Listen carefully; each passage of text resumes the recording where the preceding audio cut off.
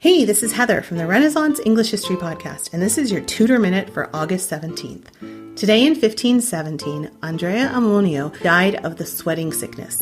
He was a leading humanist, scholar, Italian cleric, and he became Latin secretary to Henry VII, sent by the Pope. He was also good friends with Erasmus, and he spent the last part of his life in London. He died of the sweat, which is a relatively new illness, and it was very different than the plague. It's likely that Henry VII's mercenary soldiers brought it over with the invasion of 1485, and it would come back to haunt England every few years for nearly a century. It was different than the plague in that the person could actually feel quite well, then suddenly feel kind of not so good, then sweat profusely, and then die. The whole process could take only a few hours. It generally affected well-off men rather than poor people, though no one was exempt. Even Anne Boleyn got sick from it, though she recovered. Interestingly, recovering didn't mean that you were immune, and there are stories of people getting it 3 or 4 times before eventually dying from it. Andrea Ammonio, scholar and humanist, died today of the sweat.